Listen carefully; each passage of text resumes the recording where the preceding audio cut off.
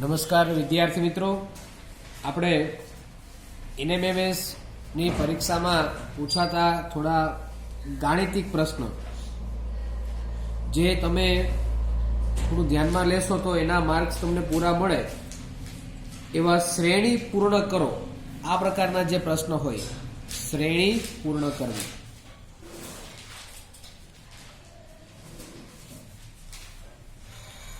તો એની માટે પહેલા તો થોડું ધ્યાનમાં એ લેવું કે અમુક સંખ્યા વિશેનું જ્ઞાન તમારી પાસે હોવું જોઈએ. અમુક વસ્તુ તમને જો યાદ હશે તો તમે સરળતાથી એ પ્રશ્ન સોલ્વ કરી શકો.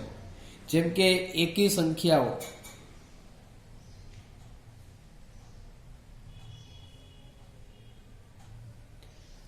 તો એમાં 1, 3, 5, 7, 9, 11, 13, 15 એમ અનંત સુધી આ બધી એકી સંખ્યા. એ જ રીતે બેકી સંખ્યાઓ,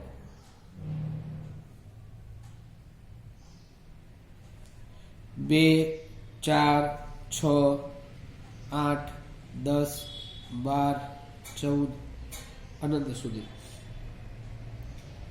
પ્રાકૃતિક સંખ્યાઓ, નેચરલ નંબર્સ જેને કહીએ આપણે, પ્રાકૃતિક સંખ્યા જેમાં 1, 2, 3, 4, 5 એમ અનંત સુધી. પ્રાકૃતિક સંખ્યામાં આપણે શૂન્ય ઉમેરીએ એટલે એ બને પૂર્ણ સંખ્યા. તો પૂર્ણ સંખ્યાઓ એટલે કે 1, 2, 3, 4, 5 એમ અનંત સુધી આ પ્રાકૃતિક સંખ્યા હતી.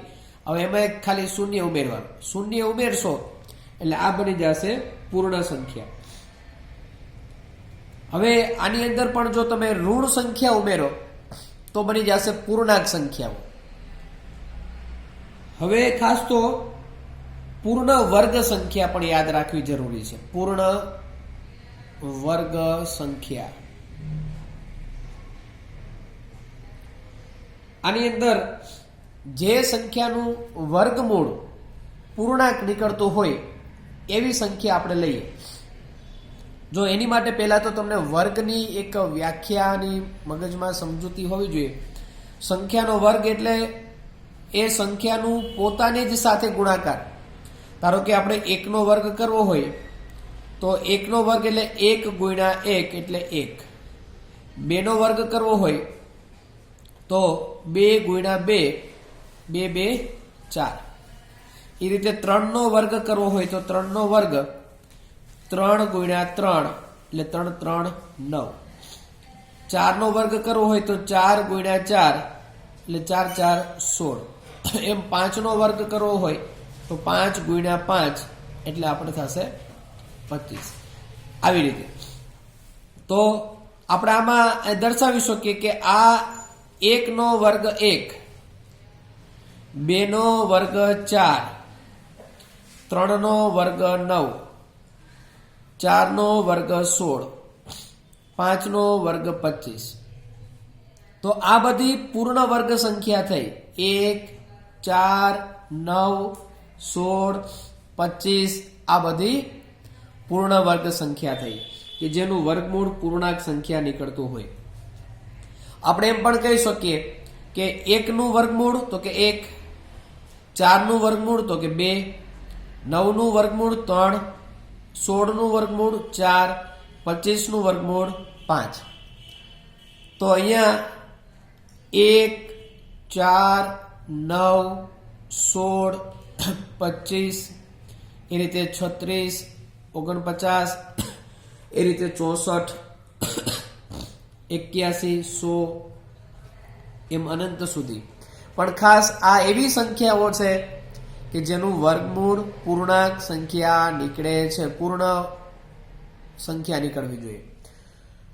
એટલે 1નું વર્ગમૂળ 1, 4નું વર્ગમૂળ 2, 9નું વર્ગમૂળ 3, 16નું વર્ગમૂળ 4, 25નું વર્ગમૂળ 5, 36નું વર્ગમૂળ 6, 49નું વર્ગમૂળ 7, 64નું વર્ગમૂળ 8, 81નું વર્ગમૂળ 9, 100નું વર્ગમૂળ 10. તો જેનું વર્ગમૂળ પૂર્ણ સંખ્યા નીકળતી હોય એવી સંખ્યા આપણે પૂર્ણ વર્ગ સંખ્યામાં લેશું. બીજું, એ રીતે પૂર્ણ ઘન સંખ્યા. પૂર્ણ ઘન સંખ્યા, જો કોઈ પણ સંખ્યાનો વર્ગ દર્શાવ્યો ત્યારે આપણે એ દર્શાવ્યું કે એ સંખ્યા સાથે ગુણાકાર. હવે અહીંયા જોઈએ કે જેટલી ઘાત હોય ને એટલી વખત એનો ગુણાકાર કરતા. જો અહીંયા આપણે સમજ્યા કે ભાઈ 2 ની ઉપર 2 ઘાત હોય તો 2 ગુણ્યા 2 કરતા, 8 ની ઉપર 2 ઘાત હોય તો 8 ગુણ્યા 8 કરતા. પણ અહીંયા આપણે ઘન શબ્દ છે એટલે ઘન શબ્દ હોવાથી 3 ઘાત કરશું તો 2 ની 3 ઘાત, 8 ની 3 ઘાત, એ રીતે. તો ખાસ 2 ની 3 ઘાત કરીએ તો આપણે જોઈ શકીએ કે 2 નો ગુણાકાર ઉપર જેટલી ઘાત હોય એટલી વખત કરવાનો. તો એ ઉપર ઘાત છે 3 તો 2 ગુણ્યા 2 ગુણ્યા 2 એટલે 2 2 4, 4 2 8. તો એમ કહી શકાય કે 2 નો ઘન 8 થાય. 2 નો ઘન 8 થાય અને 8 નું ઘનમૂળ 2 થાય. 8 નું ઘનમૂળ 2 થાય. એવી રીતે આપણે દર્શાવીએ કે ભાઈ 1 નો ઘન તો 1 ગુણ્યા 1 ગુણ્યા 1, તો 1 નો 1 1 સાથે ગુણાકાર કરો તો એક જ જવાબ આવશે. તો 1 નો ઘન 1 અને 1 નું ઘનમૂળ પણ 1. એમ 2 નો ઘન આપણે હમણાં જોયું કે 2 ગુણ્યા 2 ગુણ્યા 2 તો 2 2 4, 4 2 8. તો 2 નો ઘન 8, 8 નું ઘનમૂળ 2. એવી રીતે 3 નો ઘન લઈએ તો 3 ગુણ્યા 3 ગુણ્યા 3. તો આપણે જોઈ શકીએ કે 3 ગુણ્યા 3 એટલે 9, 9 3 27. તો 3 નો ઘન 27 થાય. 27 નું ઘનમૂળ 3 થાય.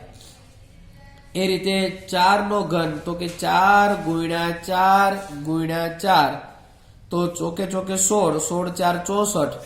તો 4 નો ઘન 64 થાય. 64 નું ઘનમૂળ 4 થાય. એ રીતે 5 માટે લઈએ તો 5 નો ઘન 5 ગુણ્યા 5 ગુણ્યા 5. તો 5 ગુણ્યા 5 એટલે 25, 25 ગુણ્યા 5 એટલે 125. તો 5 નો ઘન 125 થાય. 125 નું ઘનમૂળ 5 થાય. એ રીતે 6 નો ઘન 6 ગુણ્યા 6 ગુણ્યા 6. તો 6 નો ગુણાકાર કરીએ તો 36. 36 ગુણ્યા 6 કરીએ એટલે 216. તો 6 નો ઘન 216 થાય અને 216 નું ઘનમૂળ 6 થાય. તો હવે ખાસ જે રીતે પૂર્ણ વર્ગ સંખ્યા આપણે દર્શાવી કે જેનું વર્ગમૂળ પૂર્ણ સંખ્યાને મળતું હોય એ પૂર્ણ વર્ગ, એવી રીતે જેનું ઘનમૂળ પૂર્ણ સંખ્યા નીકળતું હોય તો 1 નું ઘનમૂળ પૂર્ણ સંખ્યા નીકળે, 8 નું ઘનમૂળ પૂર્ણ સંખ્યા નીકળે, 27 નું ઘનમૂળ પૂર્ણ સંખ્યા નીકળે, 64 નું ઘનમૂળ પૂર્ણ સંખ્યા નીકળે, 125 નું ઘનમૂળ પૂર્ણ સંખ્યા નીકળે, 216. આ રીતે આપણે જોઈએ તો આ બધી સંખ્યા પૂર્ણ ઘન સંખ્યા થાય. જેમાં 1 નું ઘનમૂળ છે 1, 8 નું ઘનમૂળ છે 2, 27 નું ઘનમૂળ છે 3, 64 નું ઘનમૂળ છે 4, 125 નું ઘનમૂળ છે 5 અને 216 નું ઘનમૂળ છે 6. તો આ બધી સંખ્યા એવી છે કે જેનું ઘનમૂળ પૂર્ણ સંખ્યા નીકળે એને આપણે પૂર્ણ ઘન સંખ્યા તરીકે લઈએ. ત્યારબાદની સંખ્યા છે અવિભાજ્ય સંખ્યા. અવિભાજ્ય સંખ્યા તો આપણે એ જોયું હતું કે અગાઉ કોઈ પણ સંખ્યાના અવયવ એ 1 અને એ સંખ્યા પોતે જ હોય એટલે એના અવયવ 2 જ મળે, 2 થી વધુ મળે નહીં. તો એવી બધી સંખ્યા અવિભાજ્ય સંખ્યાની વ્યાખ્યામાં આવશે. જેમ કે આપણે 1 ના અવયવ પાડીએ તો 1 જ નીકળશે. 2 ના અવયવ પાડો તો આપણે દર્શાવીશું કે પેલું તો 1 ને આપણે ક્યાંય ગણતરીમાં નહીં લઈએ. અવિભાજ્ય સંખ્યાની ગણતરીમાં 1 ને લેશું નહીં, કારણ કે 1 ને આપણે એમાં દર્શાવતા નથી. એટલે 2 થી ચાલુ કરશું. અવિભાજ્ય સંખ્યાની ગણતરી 2 થી ચાલુ થાય. 2 ના અવયવ 2 ક્યાં ક્યાં છે? એક તો 1 અને 2. એ રીતે 3 ના અવયવ લઈએ તો 1 અને 3. એ રીતે 5 ના અવયવ લઈએ, જો 4 ના એટલા માટે નથી લીધા કે 4 ના અવયવ આપણે 2 થી વધુ થશે. 1 થશે, 4 થશે અને 2 પણ થશે.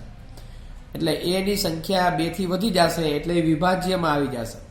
જ્યારે અહીંયા આપણે જોઈ શકીએ કે 5માં પણ 1 ગુણ્યા 5 જ થશે, એ સિવાય બીજા કોઈ એના ભાગ પડશે નહીં, એટલે એના બીજા અવયવ કોઈ હશે નહીં. ફરી વાર મિત્રો ધ્યાનમાં લેજો, 1ને આપણે અવિભાજ્ય સંખ્યા કે વિભાજ્યમાં એને ગણતરીમાં દર્શાવશું નહીં.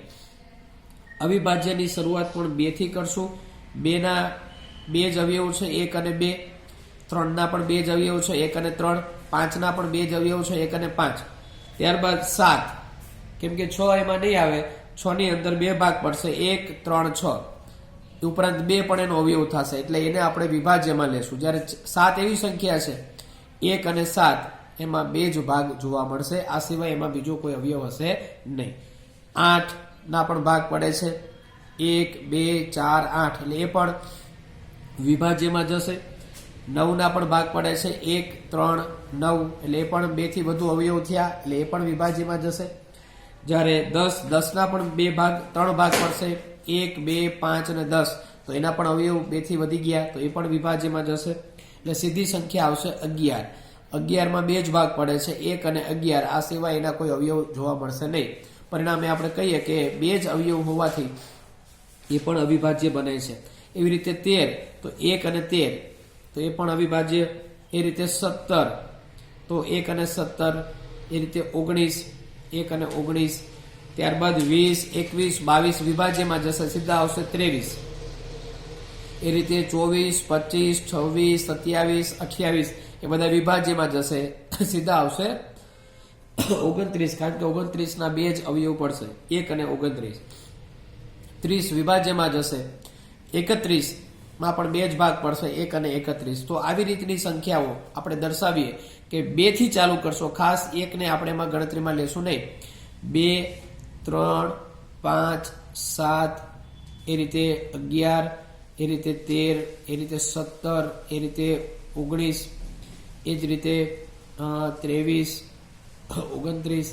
આવી બધી સંખ્યાઓ જે છે જેના 2 જ અવયવ છે, એક પોતે અને એક એની એક સાથેની ગણતરી, એટલે 1 અને સંખ્યા પોતે જ 2 જ અવયવ હોય તો એને આપણે શેમાં દર્શાવીએ? અવિભાજ્ય સંખ્યાની અંદર આપણે એને ગણતરીમાં લેશું. જ્યારે વિભાજ્યની અંદર 2 થી વધુ અવયવ ધરાવતી સંખ્યા એ બધી વિભાજ્ય સંખ્યામાં એની ગણતરી લેવામાં આવશે. તો વિભાજ્ય માટે ખાસ તમે યાદ રાખો સંખ્યા, જેમાં સીધું શરૂઆત 4 થી થશે. 4, 6, 8, 9, 10, 12, 14, 15, 16, 18, 20, 21, 22, 24, 25, 26, 27, 28, એ રીતે. તો જેના 2 થી વધુ અવયવ પડે છે બધી વિભાજ્ય સંખ્યાઓ, અને જેના 2 જ અવયવ હોય સંખ્યા પોતે અને 1, એ બધી અવિભાજ્ય સંખ્યા તરીકે લઈએ. તો એ પણ ખાસ એને ધ્યાનમાં રાખવું. ક્યારેક એના પદને ક્રમિક ચડતા ક્રમમાં, ઉતરતા ક્રમમાં પણ તમને દર્શાવેલા હોય. તો હવે આવી જે પ્રાથમિક માહિતીઓ તમને દર્શાવી એને અનુસંધાનમાં થોડા પ્રશ્ન આપણે જોઈએ.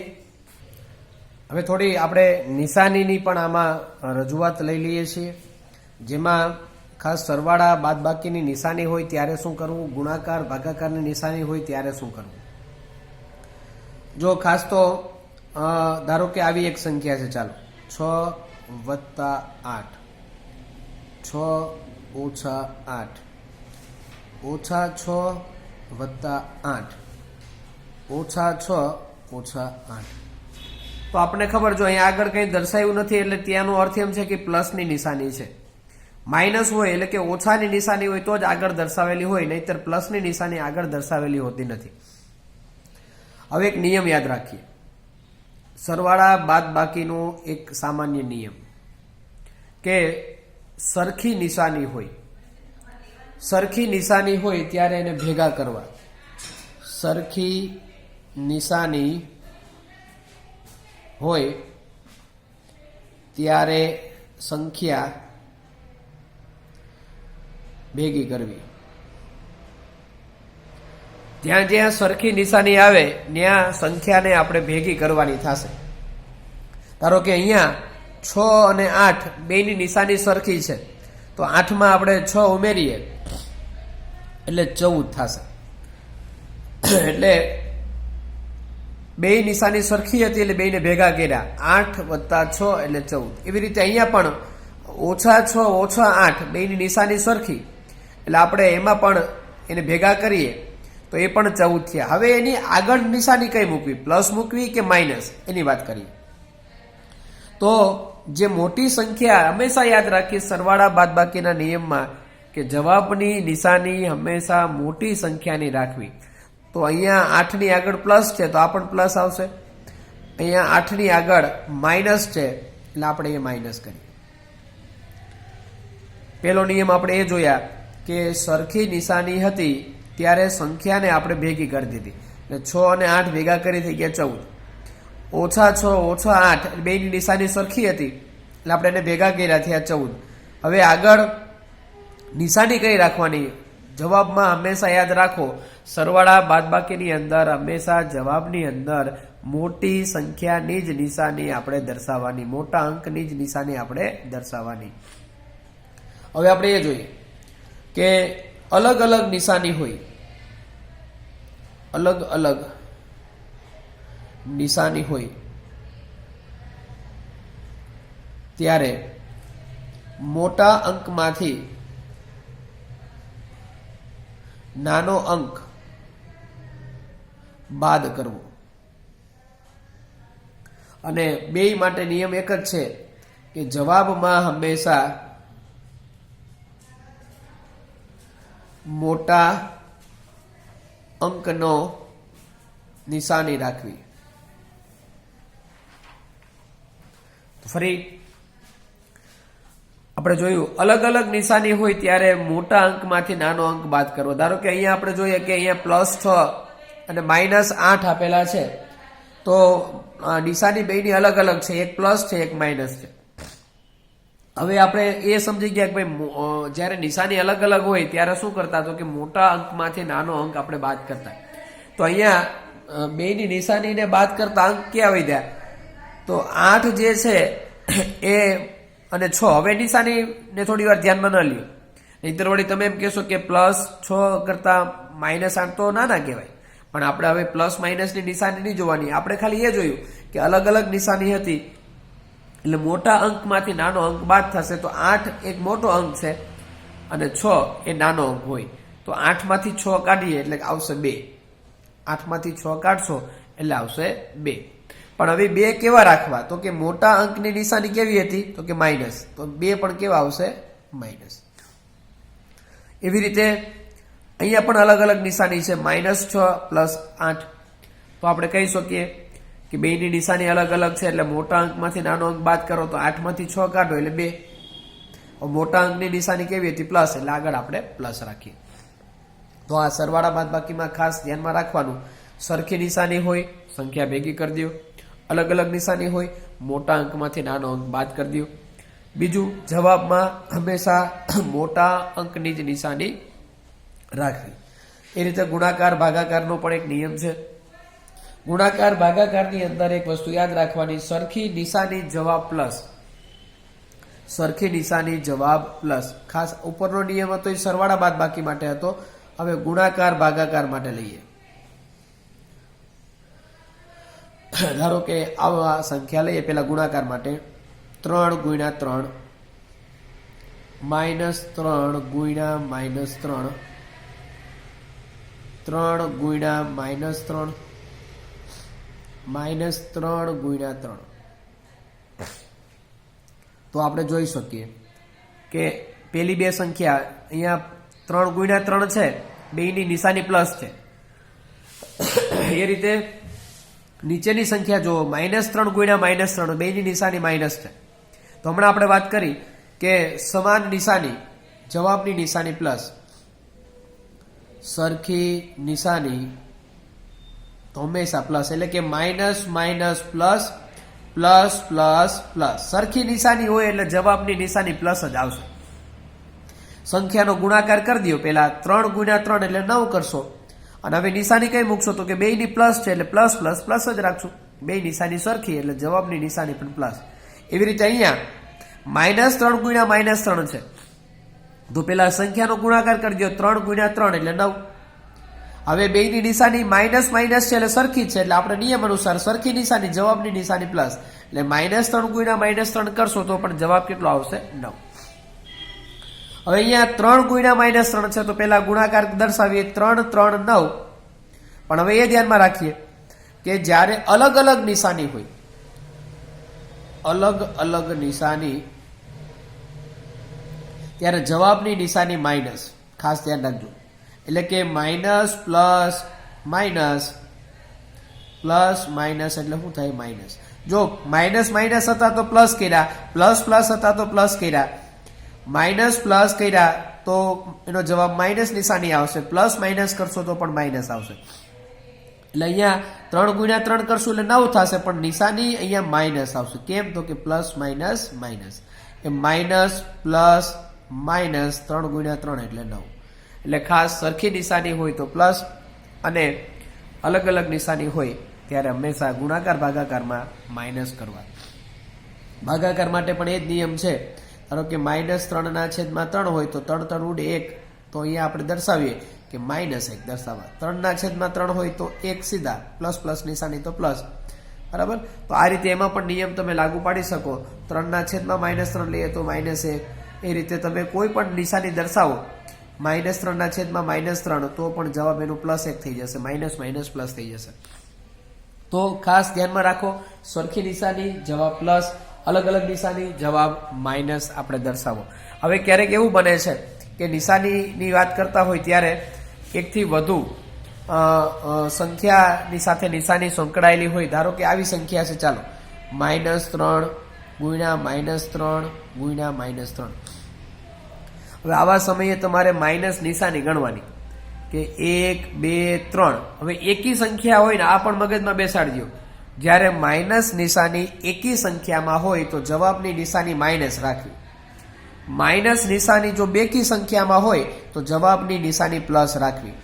આ પણ એક મગજમાં બેસાડો. ધારો કે 3 3 9, 9 3 27, પણ આગળ આપણે એ માઇનસ કરવા પડ્યા. પણ જો આવી રીતે હોત કે -3 ગુણ્યા -3 ગુણ્યા 3, તો અહીંયા જોઈ શકીએ માઇનસ માઇનસ કેટલી વાર આવ્યા? 2 વાર. અહીંયા તો ઓલરેડી પ્લસ જ છે, તો માઇનસ નિશાની 2 વખત આવી એટલે બેકી સંખ્યા થઈ, અને બેકી સંખ્યા હોય એટલે જવાબની નિશાની પ્લસ કરી નાખવાની. તો 3 3 9, 9 3 27, 27 કેવા આવશે? પ્લસ. એટલે આ બધા પાયાના નિયમો છે, એને પણ ધ્યાનમાં રાખવા. હજી એક ઉદાહરણ લઈએ. ધારો કે આવી રીતે છે, ચાલો 4 ગુણ્યા -2 ગુણ્યા -1 ગુણ્યા -2 ગુણ્યા -3. તો આપણે વિચારીએ અહીંયા કે માઇનસ નિશાની કેટલી વાર આવી? 1 2 3 4 વખત આવી, એટલે બેકી સંખ્યા થઈ એટલે જવાબની નિશાની પ્લસ જ આવશે. ગુણાકાર કરીએ તો 4 2 8, 8 1 8, 8 2 16, 16 3 કરશો એટલે આપણે જે જવાબ મળે છે એ સીધો અહીંયા પ્લસ થઈ જશે. તો ખાસ ધ્યાનમાં રાખીએ કે